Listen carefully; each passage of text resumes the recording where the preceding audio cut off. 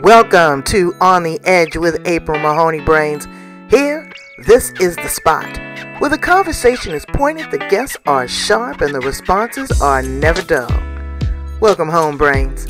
There's only one requirement to hang out on the edge, is that you open your big brain and close your small mind. Did you bring your thinking caps? It's time to put them on, because the conversation starts now.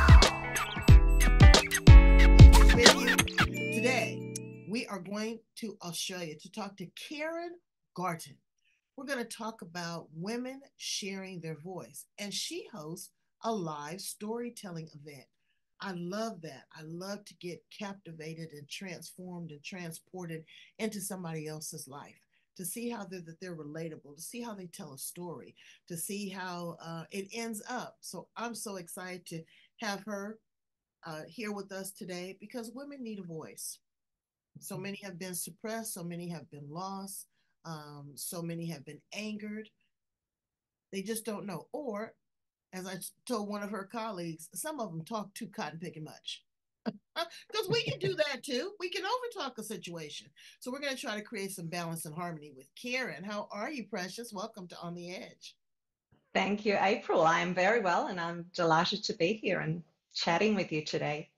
Well, this is exciting because, again, I was a member of Toastmasters International. I was a president. So I understand how important it is to have a clear message. But your program and the ladies that you are with do a little deeper dive. It's not about parliamentary procedure. It's not how to get back and forth up and down the lectern. It's not how to, so much reduce the filler words, but it's more about telling your story, more about a release. Tell us a little about it. Yeah. So I'm a number of things, as you already mentioned, the host of Story Nights, and I have this deep passion for creating a platform where women have freedom to express themselves and tell their stories. Because let's face it, in this world, how many places are there where you can stand up and tell your story and speak from your heart and tell your truth? And I discovered storytelling myself a number of years ago, because at the time I felt like I was on a mission to share my story with the world. I needed people to know what I knew. There was something important that I knew, and I wanted others to know it. And I started telling stories. And what happened in that process is I started telling stories, but then I was like, oh, actually, this is helping me. It's not just about me telling other people what I know, but I'm affirming myself and I'm creating more compassion and acceptance for myself. So I discovered that storytelling is this two-way thing. You give your story as a gift, right, but you also receive in the acknowledgement and acceptance of yourself.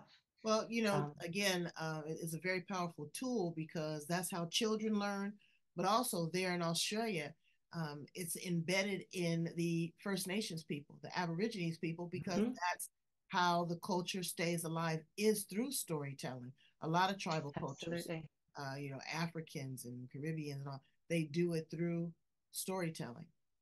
Yeah. And I always, when I open story nights, I always acknowledge that long and deep history of storytelling that we have in our land. What is the must have, the go tos in telling a good story? Mm.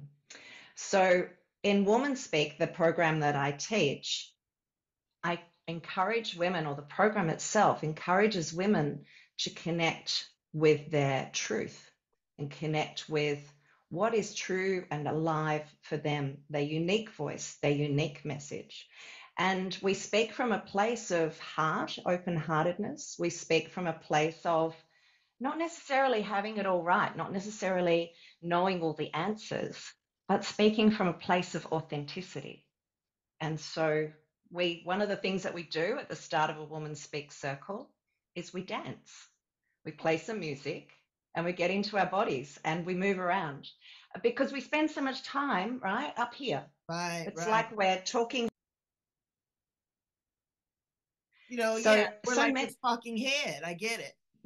Yeah, so we spend all our time up here and we're disconnected. And for women, this doesn't work often because we are energetic beings, right? So our energy runs through our whole body. And if we're disconnected, we're not speaking from a place of authenticity. We're trying to think about it. We're trying to think what's the right answer. We're trying to think what's the best thing to say. But when we're in our bodies, we're coming from a place of this is my truth. This is what I know, and we're grounded in ourselves and our being, and we share from that place. And that has a different resonance, a different power. In our Woman Speak circles, we also have it's a circle of confidentiality. You can share anything on any topic. So that, well, within reason, we don't disparage anyone, but you can speak about the things that feel true for you, knowing that if you get it wrong or if you stumble, there's not going to be any judgment for that. There's only going to be celebration. So it's a circle where you get to grow and you get to start from wherever you're at. You come in, no matter, so you might have been speaking for some time, you might have never done any speaking and you're terrified. And it gives you the opportunity to express yourself from wherever you're at and grow from that place. Well, you've taken it a step further. Not only are you speaking, but you have taken pen to pad. Tell us a little bit about your book. Yeah, so it's funny. I started talking to my editor about this at the beginning of this year, and I said, "Oh, I've only just started writing." She said, this story has been in you for many, many years. So I wrote my book this year. Here it is, Speaking from the Scar. I have a beautiful illustrator who Right. created this gorgeous lotus flower. So the lotus is symbolic of growing up through the mud and then blooming into a beautiful flower. So I was someone who, for most of my life, thought I had my life pretty together. Capable, confident woman making change and difference in the world, and beautiful children, a house in the suburbs, married, all those things. But something just felt a little bit off, and I just couldn't quite put my finger on it. And it was when I got to my mid-40s that I began to realize that there was things from my childhood that had been unaddressed. And Mm. I always thought that those things didn't matter, that they weren't of any real significance and they didn't need to be talked about. And, it's only going to make other people upset and unhappy. And I'm fine, that mantra Right. that Right. often women Right. do. I'm fine. But as it turns out, I wasn't fine. And I started to look backwards and unpack some of my experiences. So Mm. when I was just 9 years old, I was sexually abused by a man who was a trusted neighbor. So, and when those experiences stopped, I figured, well, I'm okay now because it stopped.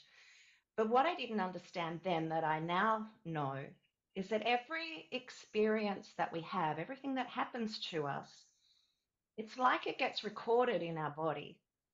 You Right. have an energetic memory of everything that happens.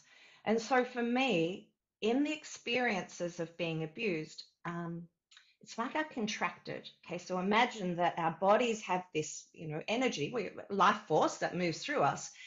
When we have an abusive experience, we contract, right? And you can think about it as like someone slammed the door. You go, oh, okay, you contract. So this is kind of what happened. And in that moment, my um, being dissociated. Wow. So to get through the experience, to Right. Right. Right. survive, It's a numbing. yeah. And I didn't know. I was 9, I Right. didn't know. I didn't understand. And I figured, well, it stopped. So I'm okay now. And I kind of also figured that, mum would know because mums know stuff, right? When you're 9, mums are magical. They know everything. And I think I kind of just expected that she would know and say something. And she never did. And I never did. And then as I got older, I started to run this other story that went, well, if I talk about this, other people are going to worry about me.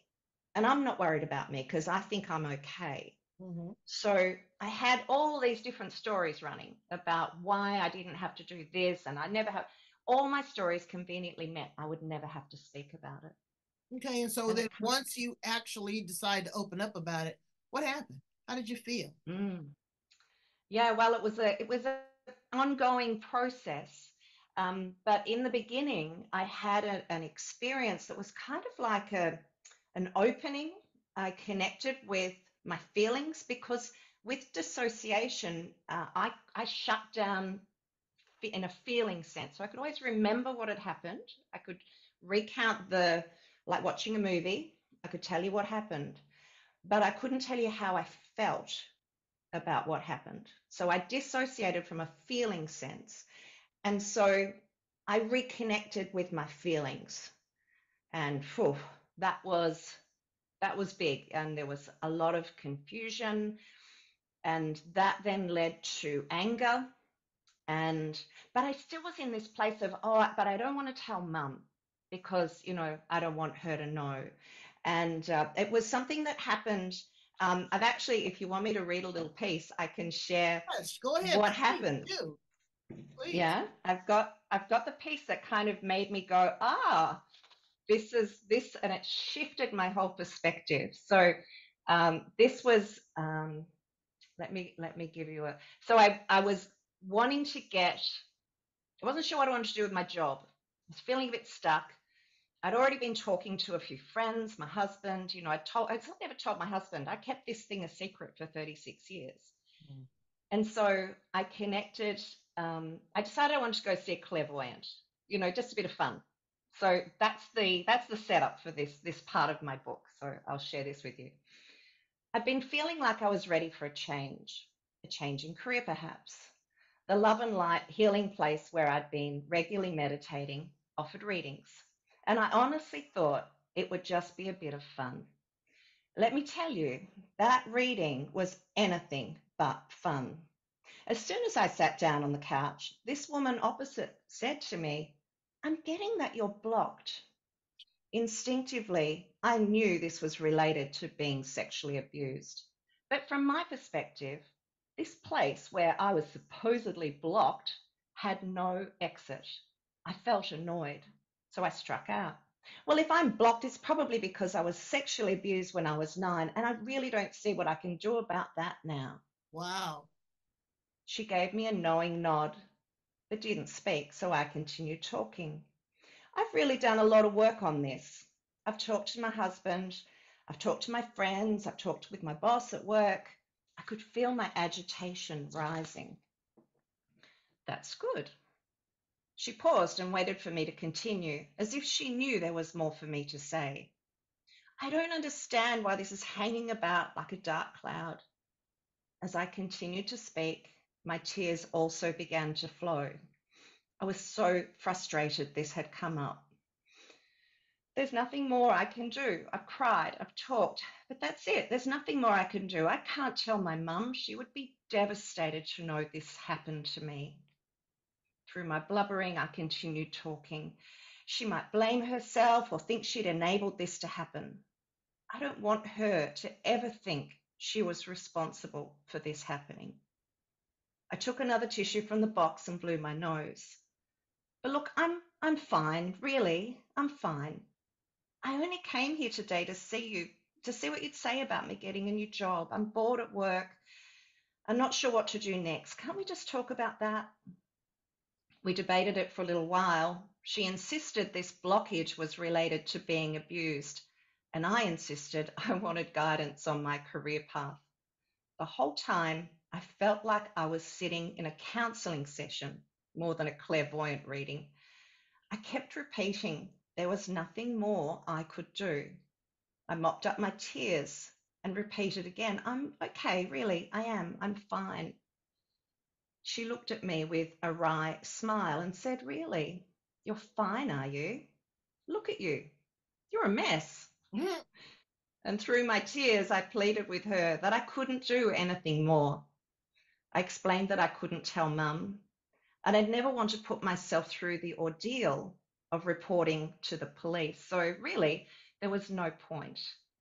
I asserted again that there was nothing else that could be done. She paused in contemplation and then asked me a question. Who are you really protecting? I didn't have an immediate answer. She was, of course, referring to my desire to protect my mum.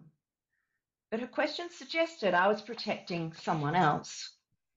I hesitated. Who else could I possibly be protecting? It occurred to me that I wanted to protect myself, but that didn't add up because I'd been speaking with my husband, my boss, and my friends. I wasn't keeping a secret anymore. And then I understood.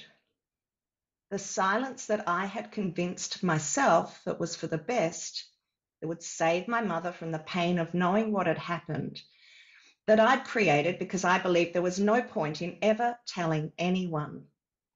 This silence was protecting him, the perpetrator. I was protecting the man that had abused me. I was protecting a pedophile. This was a revelation. Honestly, I had never considered it from this perspective before. The silence that I was certain was for the best was allowing this man to get away with what he had done. And this changed everything. I didn't know how I was going to do it, but I knew I had to. I didn't want to, but I understood in that moment that I needed to tell Mum.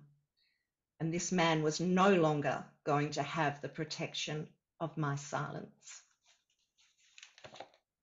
When you woke up out of this fog, out of this mystery, and you realized, okay, this is it. Um, I'm responsible for my actions. I've forgiven myself. I've forgiven this person. But you greet a whole new person. You know, Mm, you're telling a new story. This is a new narrative. This is a new chapter. How do you take all of that and turn that into fuel? Because it doesn't mm. make it go away. Um, you are telling your story, but really, how does that benefit us? How does that really free us? Yeah, it's a really powerful thing. And it took me a long time, April, to get to that point. So for me, it was a long journey. There was a court case, Oh, and there was, yeah, so yeah, once I started talking, I didn't stop. There was a court case, there was a conviction. He went to jail for 5 years. So there was power in me owning my story because I was able to then get justice. And the thing that I think is, were you his only victim that came forth? Because yeah, see, there were these many. monsters I here. didn't know that at the time. But that was a really powerful thing too, because I was sitting in a place of, oh, I don't want to, I don't need to go to court. I don't need that. But when I flipped my perspective to maybe I could help other people, like maybe there's other people that he's abused. And if I spoke up, maybe that would add another voice to a group of voices. So perhaps my voice can help others. And that is really the thing that I've learned about speaking, finding my voice and speaking. I was always that shy little girl, Mm, which made me very groomable in those circumstances. So it took a lot for me to find my voice and to speak. And once we come into that place of authentically owning our story, my story has no power over me anymore. Power that I actually didn't even know that it had. mm-hmm. So I had to realize and accept the story to then discover that I can be free of it. And I can sit here and talk to you and talk to all the brains out there about it and have no, I can feel neutral about it now. Mm-hmm. But that wasn't always the case. And No, it's through, and again, there's going to be women and men go through this. They have been violated. Um, there's no excuse. I think people should be tarred and feathered. I don't know how you could violate a child. I think too, also parents have a responsibility in this day and age to educate their children, and you don't wait until they're 12. you know, yeah, Good touch, bad touch, stranger danger. You know, I know that there was some creepy neighbor And I told my daughter, never get in the car under any circumstances. And asked her a couple times, can I give you a ride up the hill? She says, no, I'm fine. Um, but you don't want your kids to grow up to be paranoid either. You don't want them to not have the fun of having the sleepover or going and hanging out with their friends. It's a very delicate dance. But I'm glad that you are there working um, to help people share their voice. Now, are you also a publisher? Do you publish? No, I don't publish. No, I worked with a publisher called Chestnut Publishing, so they helped me to make this available. It's on Amazon. So How yeah, did that make you feel when you saw that your book was in print? You go, oh my God.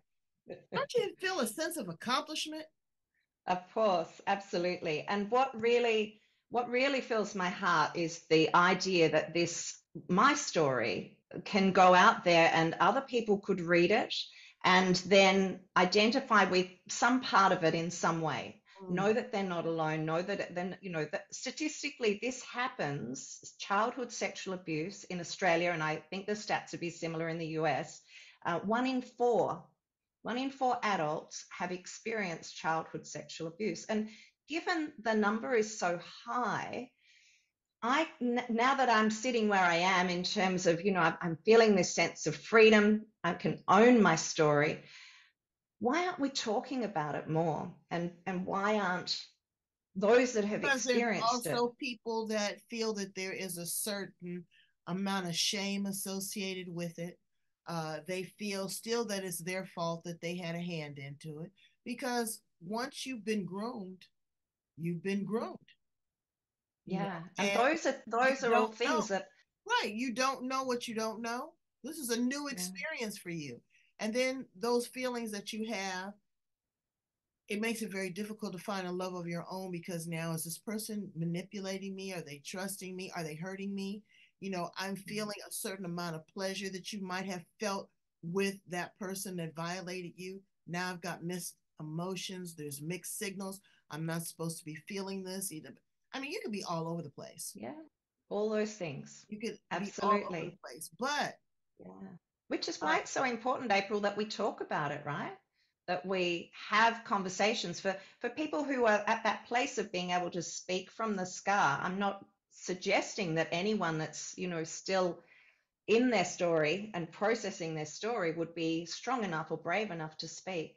But those that are, I think if we could all speak, it's kind of like the Me Too movement, if we add our voice, it lets those that are still in that, still trying to make sense of their story and feeling that victim shame, all those things that are very true for so many people. Our voices can then support them, which mm, is why I wrote my book. well, I'm glad that you did. So now let's get off the heavy duty stuff and ask you Okay. some fun questions. All Okay. right. What is your superpower, Karen?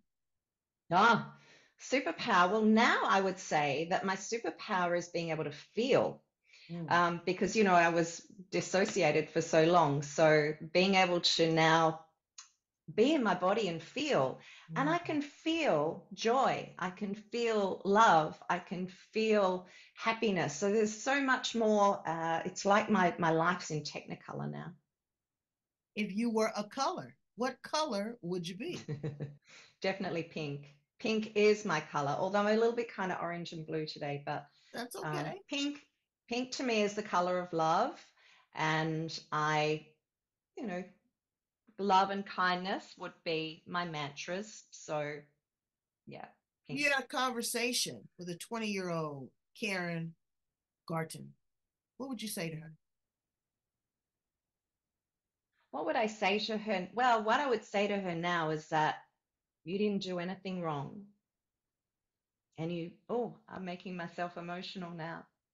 You didn't do anything wrong and you didn't deserve to have what happened to you happen. And go talk to someone about it. Go tell someone. Don't hold it. Don't hold it for 36 years. Yeah. Talk about it. I get you, sister. I get you. If you were Yeah. an appliance in the kitchen, what appliance would Mm. you be? Mm. What appliance? I'm not keen on the kitchen, I've got to say. I would probably be my Thermomix. I have a Thermomix and it does everything. So, super I know so many talented, people bit of that like this, to bit of be a that. mixer that I asked that question. I think I'd be the air fryer Oh, yeah. because it's nice and clean. It gets things crispy, keeps them juicy. I love it. So I would be the air fryer. Bit of If you were a crunch. flower in the garden, what flower would Mm. you be? Well, I think I'd like to be a rose. A rose has a beautiful perfume. It's beautiful to look at, and it's a symbol of love. Again, come back to love. Exactly.